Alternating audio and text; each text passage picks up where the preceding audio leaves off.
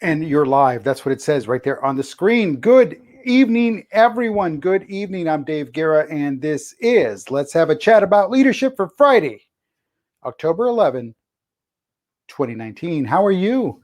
Wow. Friday, we made it to the end of the work week. But as I say, we're not done yet. Folks, if you're not hustling and grinding, having that side hustle going on, it's time to get it going on. You need that side hustle.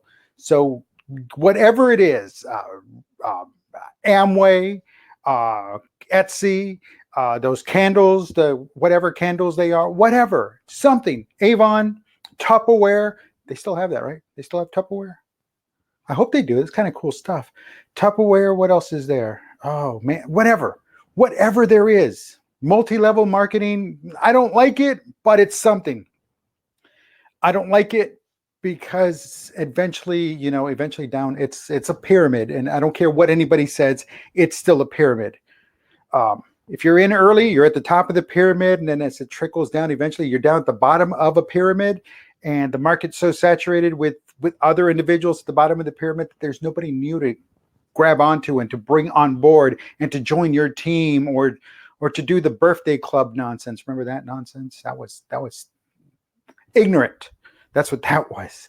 And it's not a pyramid, and it's people helping people. It's like, no, it's a pyramid scheme. And until somebody at the bottom is always going to end up losing. And that's the fact. That's the bottom line.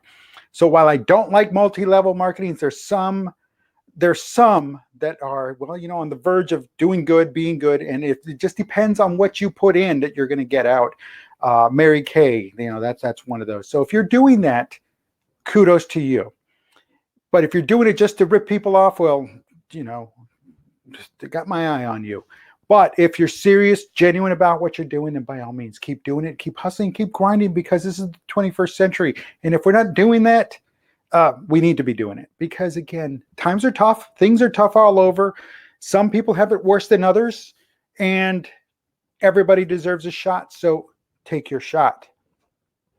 That being said, let's dive right in. You know what Friday is? Friday is Forbes Friday. I reached deep down into the well that is Forbes.com, Forbes magazine, Forbes newsletters, Forbes audio, Forbes video, Forbes posts, social media posts, and I pull something out of there and I dissect it and I share it with you, because again, you need to be on the lookout. You need to be aware of what's going on and how some of these things are impacting your finances, your financial world. And it's like, well, Dave, who are you to tell me about my finances? Folks, I've been down that road before, down that road now. And again, we're always down that road where there's never enough. There's always more coming out than there is coming in. And so you've got to do your part. So any little bit that I can look at and share with you, my years of experience, my wisdom, my knowledge, my skills, and a little bit of, tears, a little bit of joy, and we go from there. So yes, a little bit of experience that I'm sharing with you. So the more I can tell you now, the less you have to worry about later. Or wait, the more I can tell you now, later. So there we go, looking to the future. So I do that. I do it with my kids. Hope you're doing it with your kids. And if you're not, well, guess what? Don't be surprised when they're in the same boat you're in. So you are in. There we go. So until we are all successfully rich, I'm going to keep doing it. So you know what? And even then I'll still, because again, if I can do it, you can do it. So reaching deep down into the well today, I'm going to talk about, what did I mention in there? Apple. I mentioned China. I mentioned oil prices. I mentioned missiles, a little bit of everything. And here's the situation. Apparently a tanker in Saudi Arabia, an oil tanker, was hit by a missile in the Red Sea. There we go. It was coming into port, and it was hit by a missile. So there's still trouble down there. Not so long ago, I posted on my Facebook page, get ready, oil prices are going up. Yes, they spiked up and they crept back down, but yet oil prices for the barrel, they came back down into the upper 50s. They spiked up to the upper 60s, low 70s, and then they trickled back down $10. But at the pump, they jumped 10 cents. Guess what? They never came back down. So it was just that perfect opportunity for those companies to make a little bit of buck. Well, guess what? The oil price is going to spike back up again, because now these missiles are hitting with impunity. And I say with impunity because they're firing them, they're destroying tankers, they're hitting tankers, and it doesn't matter whose tanker it is though I think this is a setup, and I'll share that with you in a second. And it's going to raise the price of gasoline, because oil is gasoline is a byproduct of oil. So it's going to raise that price. It'll raise the price it did raise the price of oil. And again, this is just speculators and people just like, whoa, what's going on over there? So the price will go up. It'll come back down. But here's why I say that they're doing it with impunity. If they are acting malicious in this manner, the missile hit an Iranian oil tanker. Now, that means that if the missile came from an Iran-backed group, and they're hitting oil tankers from Iran, then you know what? That doesn't matter who they're going to hit. They're just going to hit. Now, if this was a collaborative effort, we're going to move our ship close. You fire the missile on this ship. Don't worry about it. We'll take care of it. And then there we go. It's this huge ploy.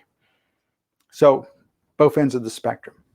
And we'll have to wait and see as to what happens, and then we'll truly know what happens. But that's my speculation. It was set up. It was a setup, and it happens. It happens. The deep state, that kind of stuff. But they have a lot of operatives throughout the region, and I'm talking about those that are Iranian sponsored. So next, I mentioned. What did I mention? Oh, yes.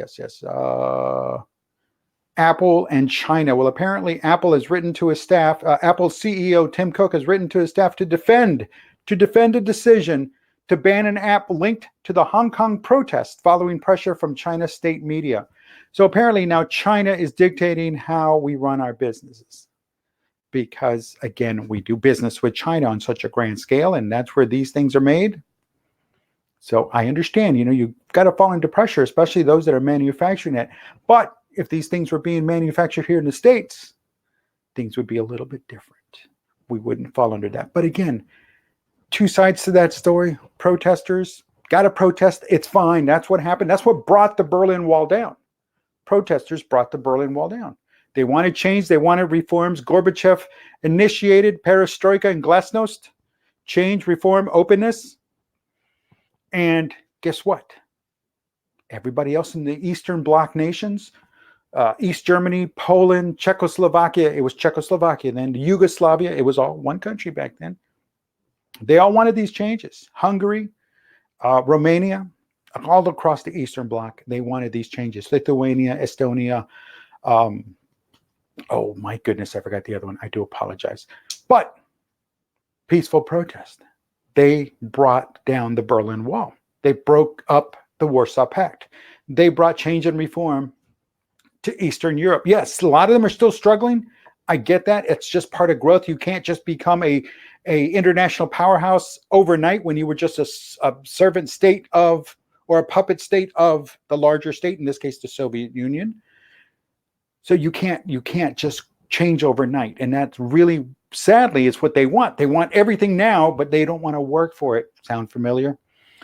So with that being said, we've got to be careful. We've got to be careful because, again, yes, they have a right to protest. They should protest. But again, when they start wearing masks and they start becoming hooligans and they start destroying property for the sake of just destroying property, and they're afraid to take off their masks, well, then do you really truly count them as rebels? Do you really truly count them as protesters? Do you really truly count them as somebody wanting change, or just a bunch of ignorance wanting an opportunity to destroy property? If you're going to stand up, I was back in 89, 2 days ago in 89. So like October 2nd, or no, I'm sorry, October 8th or so in 1989 in Leipzig, Germany, the largest protest for openness and reforms happened. Now, if I remember correctly, there was nobody walking around with masks on. And this is East German state. You got to understand this. Neighbors were spying on each other. There was nobody wearing masks, and there was no destruction of government or private property. Because again, these people wanted this real change. And that's how you affect change, not by destroying property. And then the property owners are demanding, hey, where's my protection? Where's this? So you start that clash. But if everybody just, protested properly the way they need to protest and just say, hey, we want our changes. This is it. Yeah, we're not going to go to work. Sure, we're going to go on strike, but it doesn't mean destroying property. It doesn't mean hurting other individuals just because of something they believe in. Something to think about. So what does this all fall in? It means that, hey, be prepared for changes in what we say, what we do, the equipment that we use, because what's to stop them from saying, oh, look, Dave's saying something against the Chinese state. Let's shut down his phone. Think it won't happen? All because they're going to get pressure. Look at what happened to the NBA. Somebody made a comment. They had to backtrack. So obviously there's no openness. There's no freedom. There's no expression. Not even here in the United States about something what's going on. But yet all of them, all these outside nations are quick to criticize how we run our country. But yet we can't say anything about theirs. Where is the equity in that? Where's the fairness in that? Something to think about, folks. Something to think about. The times, they are changing. Let's see. I think that's pretty much it. That's enough ranting for tonight. So anyway, I want everyone to have a great Friday evening. I want everyone to get out there, read the news, listen to the news, watch the news, but watch it from all different angles, because that's how you start to interpret what is the real core issue, and then you start removing the fluff. Seriously, start doing that. Well, listen, I'm Dave Guerra. It's Friday night. This has been Forbes Friday. Throughout the weekend, I do invite you to follow me on Instagram. I'm going to be posting some stuff on Instagram. And if you don't have Instagram, well, that's on you. Also, make sure you follow me on Twitter. I will be posting all weekend on Twitter. There we go. So until then, everyone, please, thank you for watching. This has been Forbes Friday, and this is Let's Have a Chat About Leadership for Friday, October 11, 2019. Have a good night. Have a good weekend. I'll talk to you on Monday. Sports and leadership, we do it all over again.